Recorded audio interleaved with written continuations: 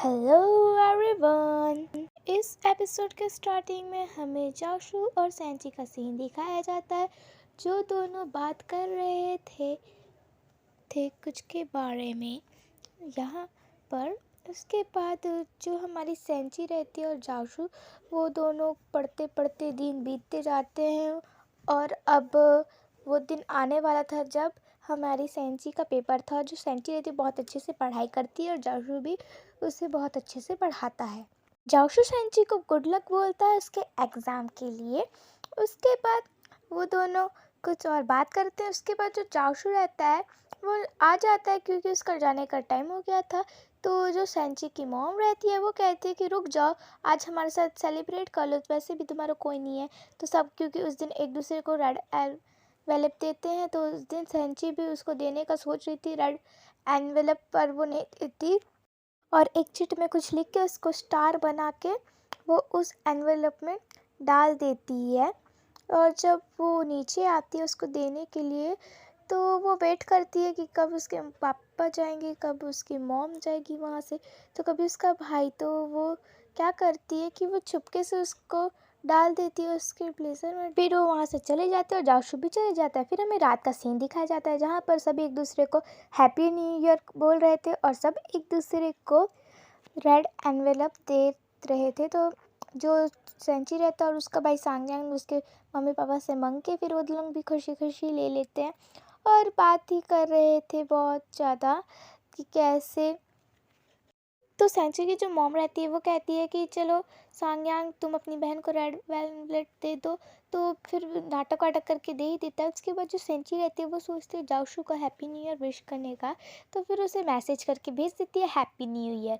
दूसरी तरफ हमारा जो जाशु रहता है वो जैसे ही देखता है कि सेंची ने उससे मैसेज किया, तो वो भी उसे विश करके फिर उसे एक कॉल आता है। उस कॉल के बाद जो जाशु रहता है वो जल्दी जल्दी अपना सामान पैक करके वहाँ से निकल जाता है, एरोप्लेन से चले जाता है दूसरे सिटी। फिर हमें सेंची का सीन दिखाया जाता है जो कि स्कूल से घर आ गई थी और वो पपी के साथ खेल रही थी। फिर वो भाई के पास जाती है तो उससे पूछती है कि तुम्हारा तो ग्रेजुएशन है ना। फिर हमें फिर से सीन फ्लैशबैक में दिखाया जाता है जब जो हमारी सेंची रहती है, छोटी थी 8th क्लास में, अपने भाई को मैसेज करती है कि मुझे लेने आ जाओ, पर वो नहीं आता और उसे कॉल करके कहता है मैं भी नहीं आऊँगा। फिर जाशु का सीन दिखाया जाता है जो कि उनके पास आ गया था। वो सब फिर वहाँ से चले जाते हैं।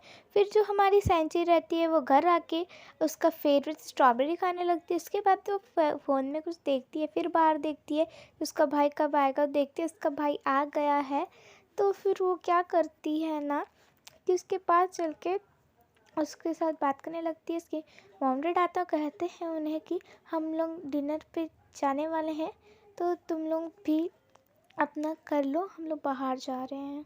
तो जो सेंची रहती है वो सांगयान से डेटिंग वगैरह का पूछने लगती है, क्या तुम डेटिंग कर रहे हो? तो वो बोलते हैं मैं नहीं करूँगा, बस मेरे पीछे बहुत सारी लड़कियाँ घूम रहती है। उसके बाद हमें सेंची का प्रेजेंट टाइम का सीन दिखाया जाता है जहाँ पर उसके लिए जाशु ने गिफ्ट भेजा था क्योंकि उसने एग्ज़ाम बहुत अच्छे से दिया था, अच्छे मार्क्स से पास भी हुई थी। तो उसे कॉल करती और बोलती है कि मुझे तुम्हारा डॉग बहुत अच्छा लगा, थैंक यू मुझे ये देने के लिए। फिर वो बोलते हैं कॉन्ग्रेट्स, तुमने बहुत अच्छा नंबर लाया फिक्स 6 में। तो वो बोलती है थैंक यू। उसके बाद ऐसा वो कह के फ़ोन काट देता है और वो उसे फिर एक टाई दिखाता जाता है जो कि वो जाशु को देने वाली थी।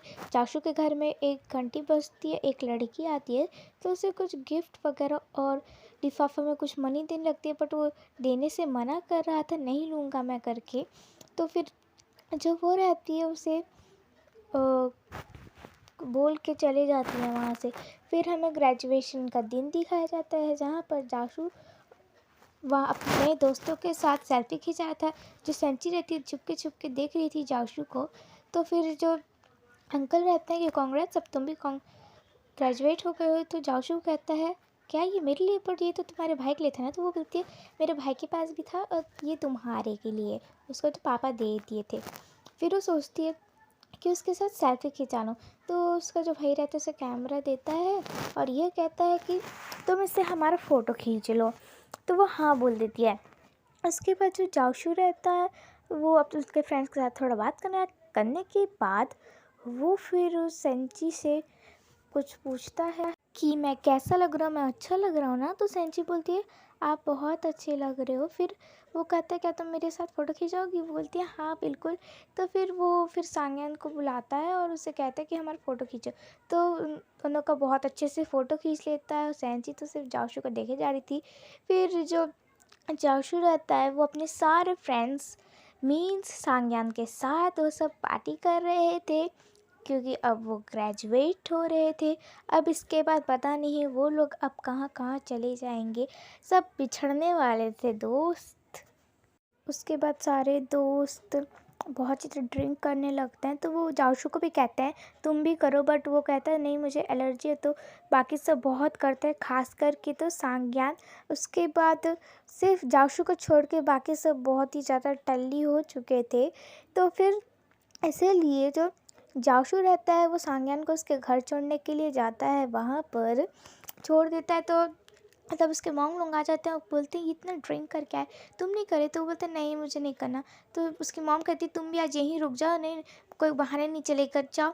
सेंची जाओशू को उसका रूम दिखा दो। जो सेंची रहती है जाओशू को उसका रूम दिखा देती है और उसे दे देती है बड़ा रात को पहनने के लिए। उसके बाद हमें कुछ फ़ोटोज़ दिखाया जाता है। फिर हमें दिखाया जाता है कि जो जाओशू रहता है वो एयरपोर्ट में रहता है। तो उसे वही वाला दिखता है जो कि सेंचू से दी थी, उसमें जो लिखी थी वही चीज़ वो पढ़ता है। उसके बाद यहीं पर हमारे इस एपिसोड का एंडिंग हो जाता है। Thank you for watching, like subscribe and share, bye bye.